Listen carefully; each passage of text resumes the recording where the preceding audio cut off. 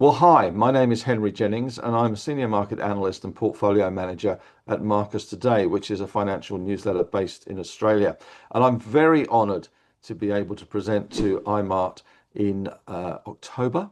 And just a little snippet before then, a little guide to really how to invest in mining shares as someone that's been around the mining industry for some time and has been, I guess, to some extent, a professional investor in mining stocks and also an analyst and a commentator on mining stocks. So I just thought I'd give a few pointers as to what I look for in terms of the mining sector.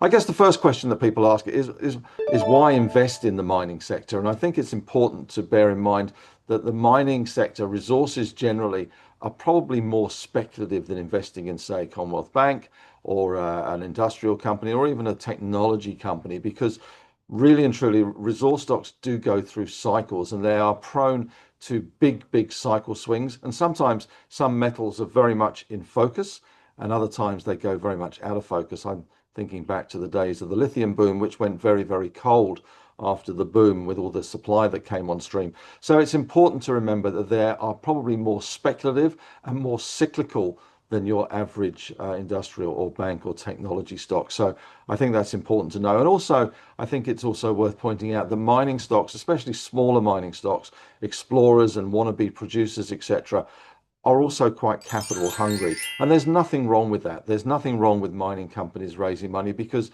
that is really what the purpose of the stock exchange is. When you float a company, the reason is that you have access to more capital. And that is really important because capital goes in the ground and that's where you want it to go into in terms of drilling and bringing on that production. You can't complain, I guess, when companies are serial capital raisers. What you can complain about is when the money doesn't go in the ground. And that is important to make sure that it goes into the drilling and the resource rather than into management and directors' fees. So the great thing also about resources in Australia, of course, for me, you buy Australia for resources. I'm originally from the UK, but Australia is always to me a resource haven. We are the lucky country. So for me, you buy Australia for resources. And if you want to buy technology, you go to the US. But this is what we do best in Australia. And to be honest, the two do go hand in hand. And what has become apparent is that AI cannot exist without resources, whether those resources are to power energy for power plants, whether that's uranium, coal, etc., or other commodities, oil and gas and natural resources there. They are inextricably linked. You cannot have the next generation of technology without resources, critical metals, rare earths, etc. So they are very much linked. And copper, of course, is the big one. So some of the things that I look for when I'm investing in mining stocks, there's two things, I guess, that are key for me. One is the management and one is the grades that are coming out of the drilling. Firstly, management is very important. And I guess there is somewhat of a sweet spot. You don't want management that is so inexperienced that they have no hope of making a discovery. And if they do make a discovery, then have no idea what to do with it. Equally, for me, it's very easy for management to get sloppy and to get lazy, especially as potentially they get older and it becomes more of a lifestyle business. And that lifestyle business is not your lifestyle, that is feeding their lifestyle. And it is easy for some companies to do capital raisings, drill, 6 months later, do the same thing again and keep doing that. So I kind of look for a sweet spot in terms of management, in terms of people that are experienced enough to bring the project into production, but also, you know, they're young enough to have that ambition. And when you look around the mining sector, there are many mining executives that have been started young. Jake Klein, one of those, with Evolution Mining. Rolle Finlayson as well is another one that have done extraordinarily well. And as a result, both of those, you know, have built substantial companies. So that is very important to find those young upcoming managers. And one that springs to mind is Alex Scanlon from Barton. So again, you know, you're looking for those sorts of companies. You're also looking for the sweet spot, I guess, in what commodity they're exposed to. And we do tend to cycle through commodities at the moment, especially in the current environment that we've seen. And, you know, one minute it's a very hot commodity and the next minute it's not so hot. And that has a lot to do with the macro, and has lots to do with demand coming out of China. But certainly, there has been a focus recently on critical metals, rare earths, because of the leverage China does have in that space. And as a result, those sectors are running pretty hot. The gold sector is another sector, of course, that is running very hot and has run very hot on the back of the bullion price getting up to, well, at one stage it spiked to $3,500. So again, you've got to pick your commodity, because lithium had a boom and then it had a serious bust, and uranium's had its moments. So not all resource stocks are kind of born equal to some extent. Also, it's important as you get closer to production and when you get through the sort of the feasibility studies to look at the production costs and the margins, because it's important, because at the end of the day, once the company gets into production, once it's gone through what they call the Lassonde curve, and it's gone through the various stages, the various cycles in getting from being a discovery to production, it's very easy to get kind of a bit blindsided to things. And at the end of the day, they are producing widgets, whether that's gold, whether that's critical metals. And the important thing is how much it costs to get that stuff out of the ground, and then how much they can sell it for on the market. So that is very important to bear in mind. Don't get blindsided by the romanticism, I guess, of it being a gold stock or a silver stock or whatever. Bear in mind that there is a more pragmatic, down to earth, if you pardon the pun, way of looking at things in terms of how much it costs to produce and how much they get to sell it. Also, it's very important when you're looking at mining companies to assess the kind of the risk profile, and bear in mind that it takes many years, in some cases decades, to bring on a project. So some patience is required. And as I've said earlier, there is a thing called the Lassonde curve in mining industries, in mining investment, and that is the kind of the cycle, the life cycle of a miner, from inception, from people just pegging the ground, to actually bringing in production and becoming a producer. And that is very important to understand. So you need to know at what point the company is in terms of the cycle. You also have to look at the political and country risk, of course. Sovereign wealth or sovereign risk is a real thing, as we've seen with Barrick in Mali and various other places, Kingsgate in Thailand as well. Sovereign risk is a real thing, and unlike Apple, that can move their production from China up to India to America, it's very hard to move a gold deposit from Mali to somewhere that's got a jurisdiction that's more kindly to miners. So bear that in mind as well. Country risk is substantial. So that is why Australia offers, some serious positives in terms of that country risk. Also, you've got to look at the capital structure, how they're going to fund the mine, how they're going to fund the project. It's all very well looking at a $26 million Explorer that suddenly strikes it big, which is great. But if the capital cost is going to be $1 billion, how are they going to fund it? Are they going to continue just to be an explorer and form joint ventures or sell the project on? Or what are they going to do? What's the end game for that particular company? Also, obviously, landholders agreements, and many a project has been stuck in environmental courts and environmental issues for some time. And when we're talking that, of course, you have to look at the ESG considerations. And then it's also important to look at how it compares to other projects in the same sort of field. So that is very important. So the time is now, I guess, in terms of being successful investing in mining. I personally believe that we are in a bit of a resource boom. That doesn't mean that we're in a resource boom for every single commodity. Some commodities will be booming. Some commodities will be stuck in the slow lane. So you have to do your research on the underlying commodity and stick to the ones that you see as having demand going forward. For instance, it may be that lithium technology moves so fast that is overdone, or it's massively overdone at times, but that is superseded, the lithium battery, by, say, a sodium battery. So there are technology changes that you need to bear in mind. So that is important there, to look at the underlying commodities that they're investing in, and the supply demand equation, and how quickly that supply can be brought on stream. If some of you remember the lithium boom, the prices got so extraordinarily high that the supply came on stream far quicker than anyone thought and crushed the market. And it has been in the doldrums for some years. So just bear that in mind. But I personally do think that we are in the middle of a resource boom, and we've got a long way to go, because AI does require critical metals, rare earths, resources. The whole defense sector, which is gearing up not only in Australia, but in Europe and across the world, needs those resources.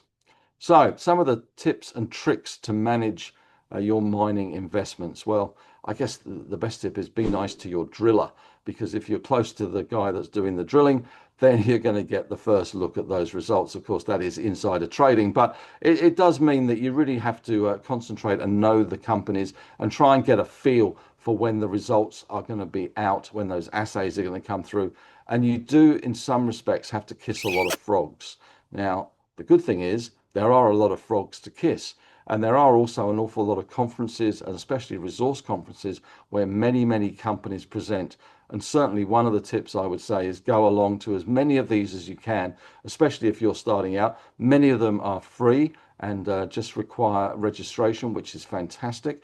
And they also have lots of booths. It's not just about the presentation. It's about chatting to the miners afterwards, going to the booths, chatting to them about what's going on, because mining executives, miners, drillers, explorers are nothing if not passionate about their projects and nothing if not passionate about the companies they work for. So that's a really good tip. Go to the booths, talk to these guys, and try and get the most out of them. They'll tell you as much as they can, but sometimes little nuggets, if you pardon that pun, tend to drop out from talking to these people. And you can't beat looking someone in, seeing the whites of someone's eyes to see whether the project actually stacks up, whether they actually believe in it. So I think that's very important. So some of the tips and tricks from a professional investor, I guess it goes back to finding a resource with strong fundamentals. Don't fall in love necessarily with that one particular commodity, because I said at the beginning of this, they tend to move in cycles, and that's the very nature of the beast. High prices beget more supply as more people come on to produce more of the material, and that pushes prices down low, and that pushes people out of the production, and then we start the whole process again. So that is very important to bear in mind, that they are cyclical, and don't fall in love with one particular resource. And also, I think it's certainly a more active investment style as well. You need to be on top of your game, and you need to be very much on top of what's happening in your particular portfolio of mining stocks, because they do raise capital. Sometimes that capital raise is good because it is going in the ground, and other times that is not so good capital raising because of various issues, maybe with production, too much debt, etc. And we've seen some of that recently. So it is important to keep in mind that the purpose of the stock exchange and being a listed company is to raise capital. And for companies, it's really good if that capital is going in the ground. So that is important. One thing to bear in mind as well, when you are investing in resource stocks, it can be very, very lucrative. It can be life-changing. And I know we have members of the newsletter here that have extraordinarily changed their lives with an investment in one stock, and they got to know one stock, and they rode the lithium boom, for instance, to the max, literally to the max, and turned hundreds of thousands of dollars into millions and millions of dollars. So that was a process that was very much concentrated, focused, and they knew the company inside out. They talked to the management, they spotted an opportunity in a commodity and rode that very well. And that is, certainly when you look around some of the wealth that has been generated in this country, there are two things, I guess, that stand out as huge wealth generators. One, of course, is property development, which continues to be one of the great money makers. But the other one is investing in resource companies, and they really can transform your life. They are not without risk. They are speculative, but if you do your homework and you get yourself a bit of a grounding in resources, and you follow the company, and you get to know the management, and you go to these conferences, and you talk to people at a booth, or you go to something like IMARC, and you see people, and you get that chance to hear from the horse's mouth, as it was, it can be extraordinarily lucrative. So it's certainly, for me, it has always been an amazing journey, and one that sometimes I've got very right and sometimes I've got very wrong, but it has been an amazing intellectual journey. It's been very enjoyable, and it continues to stimulate. And after all, we do live in the lucky country, and Australia is blessed with resources. So if you're going to invest in resources, if you're going to invest in AI even, then you're going to have to invest in resources at some stage. I have got a little bit of a checklist as well, finally, in terms of just some of the things to tick off when you're looking at a resource company.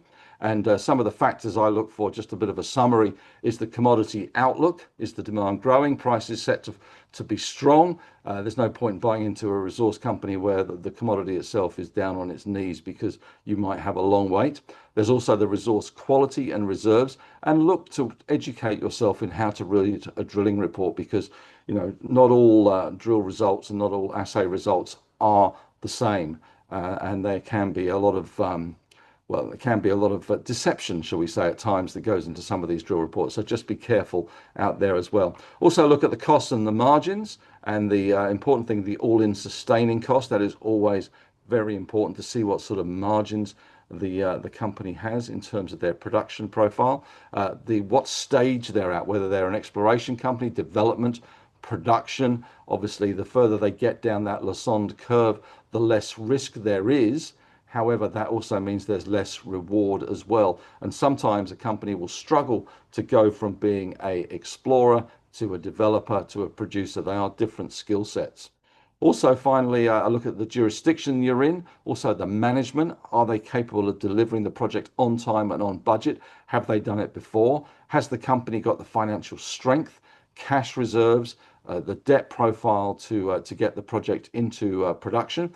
And whether they've got all the agreements in place as well. And then finally, I guess this is a comparison thing. Look at the relative comparative value between the companies that you're looking at and other companies that are established.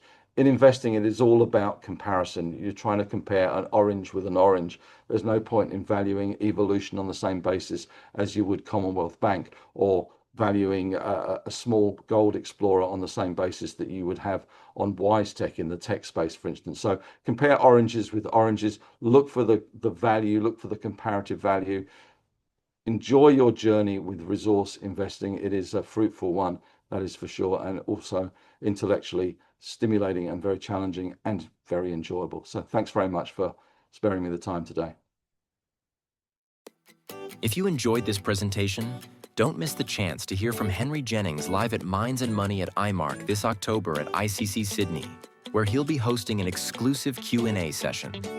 It's the perfect opportunity to put your mining investment questions directly to an industry expert. At Mines and Money, you'll also hear directly from junior mining CEOs as they present their projects and investment opportunities. Plus, you'll have the chance to connect one-on-one with them. Qualified investors can attend for free. Visit our website today to register.